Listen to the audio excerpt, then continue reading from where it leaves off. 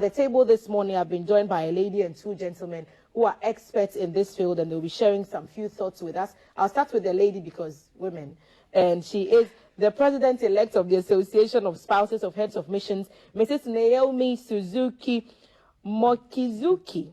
And she's here in the studio.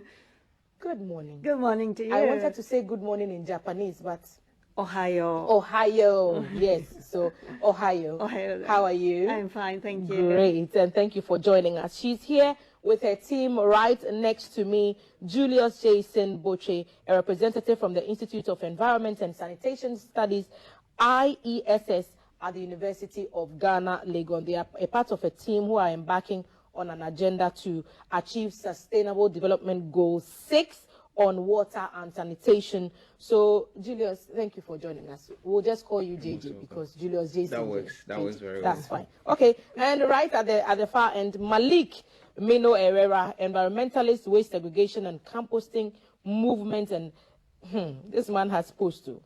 Welcome. Thank you. Mino. Malik Mino. Yes. Hey, this is your name. Listen, waste management is such a touchy subject. I was just talking to you earlier on about how we always say cleanliness is next to godliness. We think that we are clean people, but we cannot be clean if we are not treating our waste the way it should be treated. I'll start with you, Mrs. Naomi, and I'll ask you this question. For Japan, when we talk about waste management, it's almost like the holy grail because you've done it so well. How were you able to get to this point? Did it get as bad as it has got in Ghana, in Accra? Did it get that bad? Yes, actually, yes. We did have a very, very bad situation with environment, and several diseases broke out, and it's all because of our very fast-growing economy. Right after the World War II, we had to build our nation from scratch, from nothing to where we are now, and in course of developing, of course, came the side effects, and we did, a lot of damage to our environment. But, human beings are able to learn from bad lessons. And so I am here to share with you, my team, what kind of bad experiences we had. And then I don't want Ghana to repeat what we went through. This is not your first time in Ghana. How long have you been here, and what have you been doing in furthering this cause that's so dear to your heart? This, well, actually, I happen to be married to a diplomat, and we were here 10 years ago, 13 years ago to 10 years ago, and my husband was a deputy then. So we lived in Ghana with our son as well, high school going son. Okay. And we are here again after 10 years, and I do see a lot of changes. Ghana has been developing, and I see so many high buildings, hotels, restaurants, very trendy places.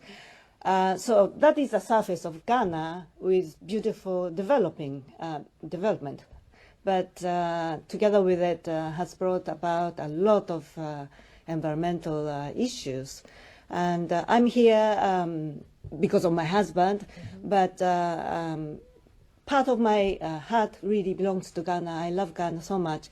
And while we are here, we are not here forever, so probably around 3 years, so I want to use my time to serve Ghana. Okay. So I'll take the perspectives from the institutes now. JJ, we know what Ghana's problems are. We know that the waste that we are generating at home, first of all, we are not even segregating them the right way before they are even picked up and put in those trucks and sent. They are not even picked up on time. We know that when they're even picked, there is an issue with where it's going to be dumped. Sure. Landfill sites, the desire for them to be phased out and replaced with treatment facilities, that is, it hasn't fully conceptualized. Where do we begin to even pick up the pieces? Because it's like the issues are so many and they are at several levels of the waste management value chain. Yes, I think there's somewhat a problem. This is something that is cyclical and it's in a chain. So what happens is if there is a problem at one step along the line, then it's going to affect the entire value chain. For example, we have recycling machines, we have machinery that can process waste into compost and plastic waste into shoes and clothing and stuff like this. But then these machines are rotten because the waste is not segregated for us to have the respective fractions to feed these plants. So right from the household level, from the office level, from the industrial level, we need to practice what we call the source segregation of waste, because it is only called waste when you juggle them together in one dustbin. At the university, we have a project called the University of Ghana Plastic Recycling Project, and we have people stealing our plastic waste from the dustbins. Yeah, we have videos of people stealing. It becomes a resource once it's segregated. Okay. That is the point. So let's go back to basics for a minute, and perhaps I'll throw that question to Malik. There are different types of waste. I know plastic, I know general household waste, I know bottles, and that's about it, really. In some countries, in the UK, for example, there's garden waste, so they'll give you a bin to put your garden waste, and all the fallen leaves and all that goes into the brown one, and the bottles and the plastics goes into the blue one, and the other ones goes into the green, or the other way around of that. That's the kind of mentality you want us to have at home when we are discarding the things we no longer have use for, right? Yeah. So basically, when you lump all the waste together, you expect somebody to carry it, you pay somebody to go and throw it away. But the moment I want to push it away from myself, you see, I'm sending it closer to somebody, my neighbor, irrespective of where the person is. So something that you don't like, if you are sending it to somewhere, then do it in such a way that it will create value. The problem we are having now is that separation of waste is rather done at the landfill. So you see people who want to make ends meet, who have nothing, they are those who go to the landfill just to sort their waste. And the bad aspect is that they now have to bring it to the industries for it to be processed into this product that we need. So why not cut that thing for short, separate it at home, then it can be sent to the industry instead of being bundled together under unhygienic conditions. People then wear gloves and other things, and you are not helping society. And Mrs. Naomi, Japan has done this so well, hadn't they? Yes. What was the education process like to get people to buy into the idea of even separating waste from, shall we say, source? Yeah. Yes. Well, I think it's to do with education. So we teach our kids at school how important it is, and learn from our history, and parents telling children not to throw rubbish in the street. I have two sons, and I kept on saying whenever they have a piece of candy, that wrapping they put in their pocket and take home with you. And then when I wash it, I will dispose of it properly. So it has to do a lot with education. But on every level of society, I think from adults down to children, we have to be aware. It's education for children as well as adults. And we have to see where this waste is going and how we, Is this something we need a lot of money to do? Because when we talk about bringing solutions, the first thing that comes to mind for some people, how much is this going to cost us? So what do we need to make this happen? Yeah, according to literature, research has proven that just knowledge is not going to make people practice what they have to do. So we are looking at a system where we need to have education drumming down so well, and then we need to support this with the required infrastructure. Just like you're saying, somebody is well educated, they really want to segregate their waste from the house, but when they do this, the one that comes to collect them puts them together. So where is the motivation? With the people who come to collect waste in my little village, because I try and I get on everybody's 10th nerve in the house. Put the plastics here, put this here, put that here, and then the people come and they just collect everything, put in the same, and they just throw it all together. I'm so upset because all the effort that I put into actually separating these things is wasted. So why should we bother to begin with if the collectors are not going to bother? It's not like they'll send 3 trucks to collect the bottles on Monday, collect the leaves on Tuesday, and collect the other waste on Thursdays. That doesn't happen. Yeah, the issue is there is huge economies of scale in this sector. And what I mean is you will not move a vehicle for about 30 kilometers to pick plastic bottles that are worth about 10 cedis, because your fuel is going to be about 200 cedis. we do not have lot of recycling units in the country. So if somebody, those who want to do it are in isolated places, and somehow it is quite difficult for them to reach the avenues where they can recycle their waste. So it is a bit expensive now because we do not have a lot of people or a lot of industries or innovations managing this waste. But with time, I mean, with the pace at which we are growing, if we step it up, we are going to get to a point just like we have in Germany, where if you drop your bottle, by the time you turn and turn again, it is not there, because there is an extended producer responsibility system where somebody returns your bottle and they get a refund. Well, right now, the best way I find to recycle my water bottles is to send it to the woman who sells oil at my junction, so that she'll put palm oil and vegetable oil in it. Which is very unhygienic. Because the people, I don't want to mention the company who come to collect the waste, they'll just put it all together. But at least when the palm oil woman is using, she's using it for something. So you're going to give us a demonstration, Malik, aren't you, about how some of the simple things we can do. So all these polythene bags you brought to my set, fine sets like this, you brought water. So tell us what those things are. So this is breakfast show. So assuming I want to have breakfast, I go to the market to buy things. Everything is given to me in plastic. Okay, let's assume that small pack is the fruit. We are not assuming, because that's the reality. Is it fruit? Yeah. Oh, good guess. So it's wrapped in plastic. Okay. Twice.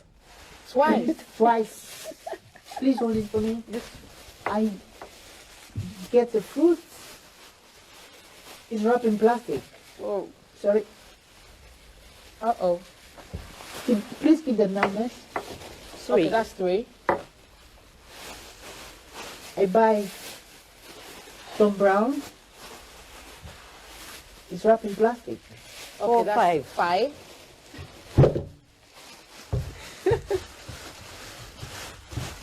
That juice. Oh, yeah. I know what it is. It's wrapped in plastic. Okay. So 5, Keep 6, counting. 7. Star apple was not wrapped in plastic. Okay, the star is winning right now. Alasa is in the lead. This was not wrapped in plastic because the person knew I was just going to take it. Okay. So this was not wrapped 8. in plastic.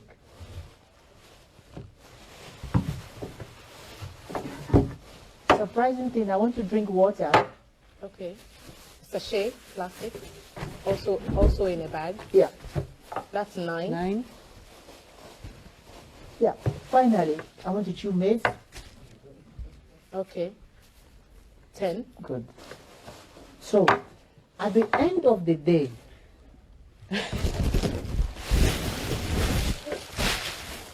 just because I want to eat, look at what one person is producing. Where are we going with this? So this goes into, you know, that every household has that place where all the plastic bags end up. Every household has it. Yes, but there are alternatives, which Madame will now talk about Okay. for these plastic things that we are talking about. Oh, wow. That's a lot. So, Mrs. Naomi, tell us about the alternatives that, for example, places like Japan have used effectively to this plastic situation. So we have different days. Every Monday, like you were saying, every Monday is a plastic collecting day. Every Tuesday is a biological collecting day. Every Wednesday is the old paper collecting. So we have schedule, and you are provided with a very nice list with a calendar, so you know exactly when it's which. It's also color coded. So I see these yeah. little bins in front of Malik. Exactly. So, assuming we are color coding the bins for a specific day, the vehicle come for it, like you said, then we might be solving the problem gradually. But if we want to start in Ghana, we must now start from a community. Okay. So that, like Jason said, to reduce the fuel cost, like, let's say, like what we're doing with the Japanese embassy now, is that we come for the waste on a specific day when they have separated the waste. So we expecting them to separate the waste into 5. Okay. Now we're focusing on 5 because if this is the organic, this is the plastic, So glass. wait a minute. Organic is what kind of waste? Banana peels. Yes, anything that you want to eat as human being, and you don't like it again, or it has peels or another thing, that Or is you what- eat fufu and then there's some 2 blows left. Yes. The soup. Yes. That's organic. Oh, those are all the cake organic. is small cake. Yes, left. The wrapping of the cake is. Yes, so this is So when you have the salad, whatever is left in the Yes, plate, yes. that's organic. That is organic. Okay, let's go on. Then the plastics. You see, the problem of Ghana is that more than 50% of the waste we generate is organic. More than 50. Yes. At the municipal solid waste, in our homes and institutions, Okay. is organic. So if I you would have thought plastic. Wow, that's surprising. know, It's just bulky, so It's- easy. Yeah, Yes. it's heavier, it's more bulky. It's got water in it. You know, that's where the idea of composting is yes, coming from. to talk about. So if you in Ghana to solve the problem, the first thing is like a snake. If you cut the head of the snake, the rest is a rope. So if you're able to separate the organic part away, the rest can be there for you 3 weeks, 4 weeks, to no smell. The reason why it smells is that it generates hydrogen sulfide. So anything that smells, let's say my armpit, oh, it's okay. And I said, Thanks to lemons. thank you. So once somebody said, it means I've generated a gas called hydrogen sulfide. Okay. So once you bunker it and put it in a polythene, and it's not smelly, you are building up hydrogen sulfide inside because of the chemical reaction. Okay. So you separate the organic part from the rest, and you solve one problem. Then you dedicate certain days to come and collect the rest. So that is what we are doing at the embassy enclave now.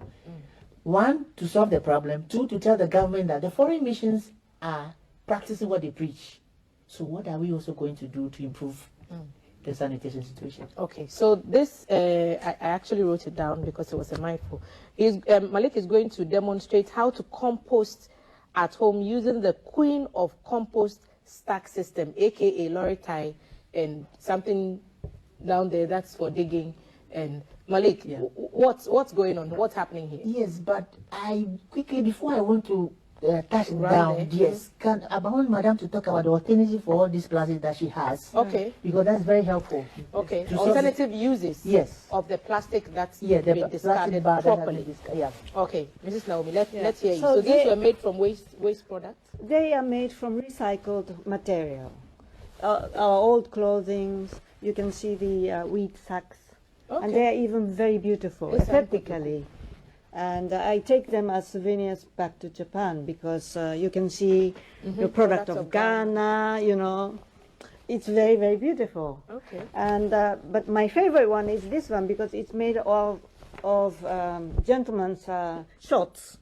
You can see the pocket. You can see the pocket is here. Yep. So it was made of gentlemen's shorts. That they no longer use. Yeah, Old clothing. old clothing that people can donate. So They- old they're clothing, turned for into- example, where in the bin does it go?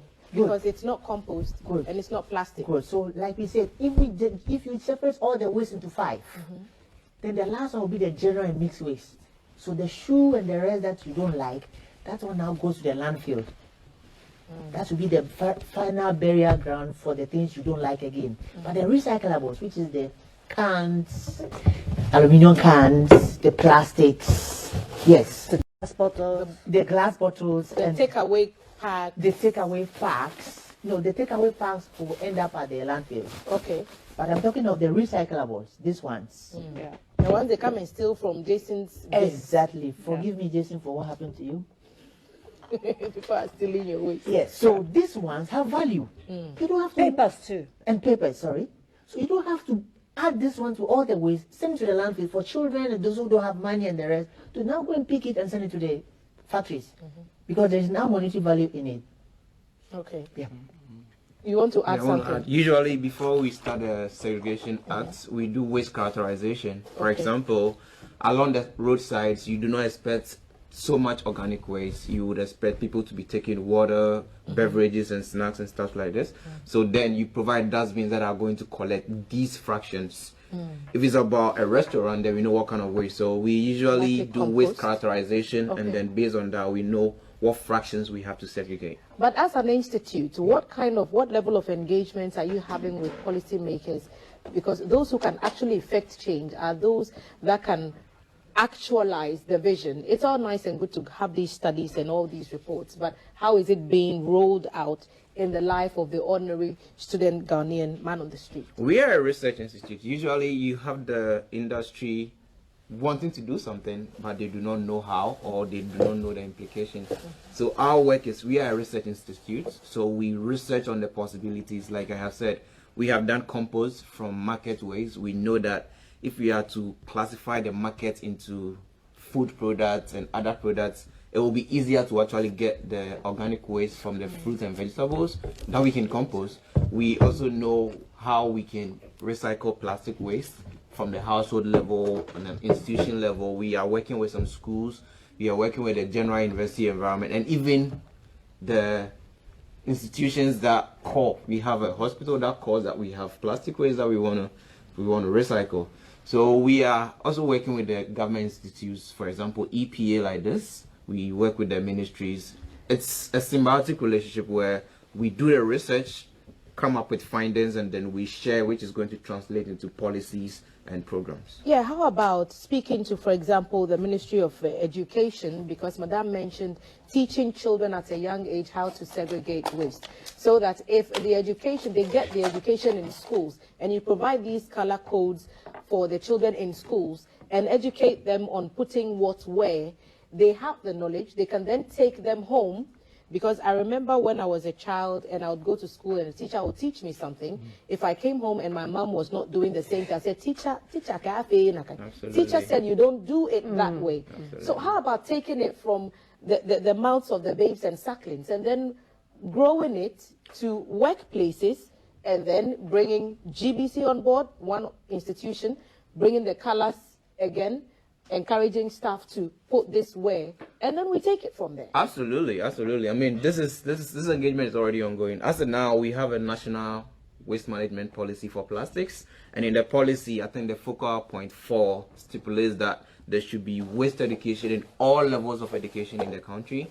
This is yet to actually see fruition. I mean, it has started in a miniature version. There is pilots, so you go to some schools and you have citizenship education that has topics about waste management and stuff like this. So gradually we are transitioning, like we are trying to capture the whole generation. And I'm happy to mention that I did not know about recycling or waste management even in my first year at the university, but I was trained, and this is now my field of expertise. Because you were Because of privileged education. to be in a Exactly. position where you could get that education. Exactly. We don't have a lot of time, so Malik, give us this demonstration really quickly. I'll give the final word to Madame, because it's like a conversation needs to move from one point to another. So then what would the next steps be? What's the end game? I'll give that final word to you. But the car ties, it's like I was so kind, or like what's happening? Okay, so we have problem talking about we can't do this, we don't have resources, academia, and that stuff. And then in 2013, the New Year School launched the water sanitation and The hygiene. annual New Year School, University of Ghana Yes, program. 10 years Okay. ago, about how to find solution to the problem. So within that framework, we came with this solution, which is the Queen of Compost tax system. And what it does is that you create a receptacle at home where you can drop all your food waste that you don't like inside, and it will turn into manure. And it's a lazy man's approach, because you don't have to do, It turned into manure. yes, over time. Okay. It's a lazy man's approach because you don't have to do anything. The Just dump it in there. Yes, and the one that does the work is the fly called black soldier fly. They are not pests, they are not nuisance, they are friendly. They only come and then lay eggs. It's not the big house fly that's No, the they call annoying it, the insect. name No. is peculiar. It's called black soldier fly. Okay. You know what soldiers are? They fight. They are disciplined. So they are disciplined, Okay, that too. and they give you the Zoom Lion work faster. So now you just get 5 and stack it. Yes, stack it together. Lorry tires. Yeah, 5 lorry ties. Different sizes, it looks like. It could be the same size or different size, but the pyramid ones help. Okay. So the bigger one should be at the At the bottom. Then you stack it together. But you see that all the sides are like this. If you put it like this, what will happen is that as you do it, water will get in and it will bring mosquitoes. So you now have to cut it. So you only cut one side of the loretta, which I'm going to demonstrate. Okay. Yeah, you just cut one side. Open your legs gradually, sharper, use a knife which is sharper, has a higher tensile strength, and just cut one side. You make it look so easy. I bet it will take you a few tries to be this Yes, good. yes. You will not be perfect in one day. I think, Malik, you should mention that they are recycled tires. They are not the brand new tires. Sorry, these are not brand new tires. I just washed them, so Okay. yes. So they look nice. But Yes. it's the old one. They are Yeah, tires that okay. end up, there are 1.6 million used tires discarded every year. in Ghana. Discarded, 1.6 Million. ready to be burned. Ready to be burned. So you are striking two birds with one stone, okay, here, by using the car tires. car tires, which are ready to be burned. So we rescue them and then use it for compost. Rescued car tires. I like the sound of that. So we cut the yes, top of it. Yes. Then make a hole for the visitors, the black soldier flies. You don't have to call them. When you make a phone call, you don't see the waves. The same way when you are looking for the flies, once you put the food there, it will attract them. Okay. They are They just come cosmopolitan. They are everywhere. And then you do for everyone, but just the top one, you make these holes so that when they come, they will say thank you to you, and then because you cover it, they will pass through the hole, and then they'll work on it. So you put the food waste, the one you finish eating you don't like, everything. Please, you can put a whole chicken inside, full dressed chicken. Within 24 to 72 hours, all will be gone. It will be left with the bones. Okay. Because that's why the name is called black soldier fly. They work like a soldier. They don't Yes, joke. they don't joke. So you use this to dig the ground. Okay. You use this to dig the ground 2 feet from here to here at the bottom of the tie. Yes, so that is what helps. Then if you don't have a bin, we've made alternative. If you don't have a bin for that, this is for the compost. If you don't have a dustbin, you can use Kotoku. sacks for the recyclable waste. Okay. So that is the project we're doing with them. Okay. And thanks to her, I came with my Ashanti limousine, which is a tricycle, branded tricycle. Okay. I was wondering what that was. Yeah, That, is a that- branded tricycle that takes only the recyclable waste Okay. on specific days, because in their house now, the organic waste is not mixed together. The Korean embassy is doing, the EU is doing, so we want to capture all the embassies Okay. to do that. Now, this cocoa I was drinking even before going was in a polythene. Now, say no to single-use plastics. This The same people have come up with this way so that you can put your cocoa inside. Going way forward, 2023 forward. Now, when we drink sachet water at the lorry stations, these are simple innovative technologies we had. The one selling the pure water, carrying it. It doesn't have to be whoever you bought it from. They keep their money here. And then you finish drinking this one, and then they keep it inside. So that it will not be on the floor. Now it's our grandmothers who go picking because they were looking for a job. Yeah. Then this will be clean and ready to be recycled. So from waste segregation and composting movement, we are talking about simple, innovative technologies that you will not say they are expensive. Okay. Not How at can all. people reach you, Malik, quickly, so that in case they want help to do some of these things, they can get in touch with Yes, they can get in touch with our number 054 217 0690. Because the thing is that from 2023, we have made a list. We've categorized Ghanaians into 18 sectors. We now want to find out which of them are helping to improve public health. From the embassies to the military to everybody, to the institution. Because we cannot go on having conferences and conferences of influence or friends, talking and then Just talking. It's a talk shop. Yes, talk Okay. shop. We can't do that. Great demonstration there, Malik. Madam, I'll give you the final word. Yes, And then- please. I think we should mention that there is a great motivation for people to do this because at our embassy, all the segregated resources, we call it resources, not waste, waste. because they are recycled, and Malik is able to give us some money because they weigh all the plastic and papers and whatnot. And you come always back with a sacks to be reused again, and some money. So we are a team with all the resident staff, and we are doing this project together. Gardeners, chef, butler, technical staff, everybody together as a team doing it. It sounds like such exciting stuff. Who would think that waste would be so exciting? I mean, sorting them, how animated you are, just cutting the ties and just making sure the right thing gets put in the right places. Thank you for the knowledge sharing, and let's keep the conversations going. I'm sure that someday we will make headway. Mrs. Naomi Suzuki Mochizuki, she is the president-elect of the Association of Spouses of Heads of Missions, and she's been sharing thoughts and perspectives from Japan, who have mastered the art of waste management fairly well, willing to share their expertise with Ghana and their partners around the world. Julius Jason Botre, representative from the Institute of Environment and Sanitation Studies at the University of Ghana, Legon, has also been adding his perspectives from the research point and how to actualize it in the policy field. Malik Mino Herrera, environmentalist on waste segregation and composting movement, gave us that demonstration on how you can compost your own waste at home.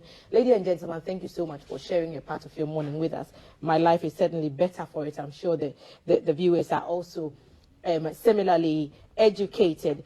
And we'll be having other conversations on security, and there's also salsa on the bill. You don't want to miss that.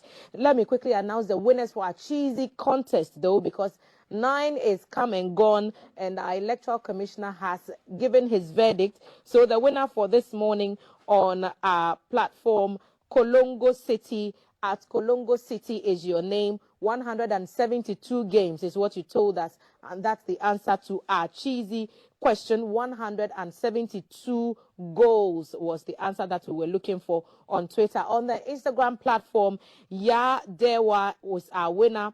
172 goals were scored at the FIFA World Cup 2022. 172 goals from 32 participating teams in the FIFA World Cup in Qatar.